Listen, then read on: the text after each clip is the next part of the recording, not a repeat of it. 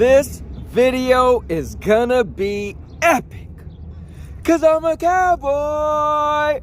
Oh man. And now your mama knows. What's going on, guys? So I am here to give my opinion on PlayStation Plus, the revamped PlayStation Plus. Now, I don't need to really go over it in great detail because it's circulated for so long now. I'm sure everybody's heard of it by now. So there's 3 tiers of PlayStation Plus. They're getting rid of PlayStation Now when this thing launched in June. All right, the first tier is pretty much going to be what PlayStation Plus always was. The second tier is going to give you, I think, 400 plus older games, right, that you could stream or download. And it's going to add some newer games that you could play as well. There will be no Sony first-party studio games day and date, like on Game Pass. But you will have some older games like Spider-Man Miles Morales, Returnal, the 2018 God of War, some stuff like that. The top tier will be everything I just said, plus an additional 300 and something plus games that you could stream. That's PlayStation 3 catalogs. Now, you could only stream via PlayStation 4, 5, and the PC. All right. That's pretty much it. You guys might have more detail on it. There you go. Here's my thoughts. I'm a cloud gamer. And I personally think, you know, Sony having his own subscription is cool. We see the success that Microsoft had with Game Pass, right? I personally knew is no way in hell.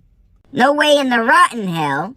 That Sony would also put their day and date games out. Now, Jim Ryan actually made a statement and said if they were to put their games in a subscription service, meaning exclusive games, that the quality would actually have to lower. I don't know if they're saying that the Xbox exclusive games lack quality.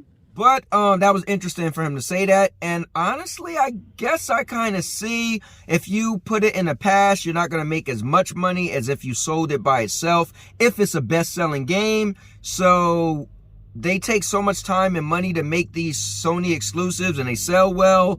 Why add it to a service if you can't recoup that much money? So personally, overall, I like it a lot. Again, I used to be a huge Sony fan, but I'm not that excited for it. And this is why.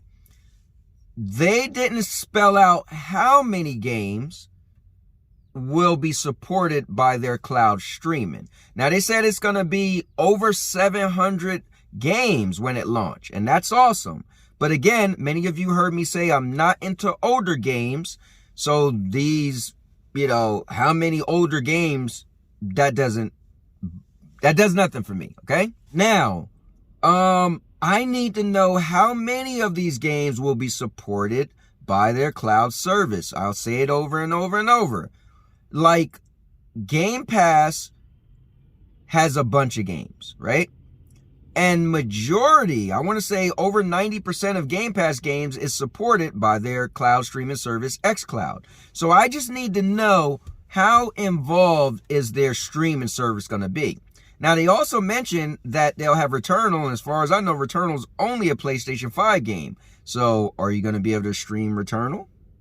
So I need to know that before I jump out my seat, right?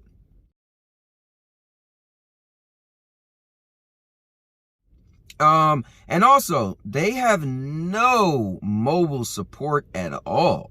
Like, they at least have to come out and say, you can go to a mobile device and log in via the browser, and then you could play the subscription service. But with PlayStation Now, that wasn't a thing. They had an app dedicated to the PC and on your PlayStation 4 and 5 console. So there was no way to access this on mobile.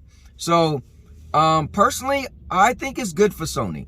I think Sony know their market. Sony know that their games, that exclusives make a lot of money. They do well. They have a buzz, and they don't want to mess with that at all. So they want to keep doing their thing. I can't knock them. One of my mottos is I never tell another man not to make money. If you found a great way to make money, I will never say, dude, you need to stop making money. That's between you and yourself if you're making money, right? So I get that, right? And me personally, I was so used to game flying games, meaning the Sony exclusives are pretty much the one and done type games. Sorry if I said that. And I would just play it later on anyway and just game fly it, which is a rental service, beat the game and send it back. So for me, if I can't get their games, exclusive games day and date, doesn't bother me. But I need to see how many third-party games will be part of it. And they actually made a statement that said many of the third-party developers are on board with this subscription service. And we know Sony has massive deals. They're the, I'll just say it, they're the top video game company now. So I'm pretty sure they're going to have a lot of companies that's going to be on board. So to me, it sounds really good. If I was to get it, I'll probably get the top tier, or maybe the second tier, because the top tier, I want to say the only benefits is they're going to have game demos that's extended, so for a long period of time. One of the rumors was up to 6 hours. So, and I don't really think I need that. And they're going to add a bunch more games from the back catalogs. And I'm kind of the guy where, listen, I played and beat these games back in the day. I don't really need them. But I will say this, the pricing is pretty good, right? So personally, why not pay another $20 for the whole year and then you'll get everything, right? So I think the price points are good. I think what they're offering is good. It's just for me being a cloud gamer, I need those details. And personally, I would love to have it on mobile. But again, I'm a Stadia fan. I guess if I went somewhere, I would just use my Stadia because it works great wherever I go on my phone. And then maybe I would just play the PlayStation thing on my laptop. I don't even want to play it on my TV, on a console, but I'll play it on my laptop. But those are my thoughts. I'm curious of what's your thoughts, and you guys let me know. But with that said, and now your mama knows.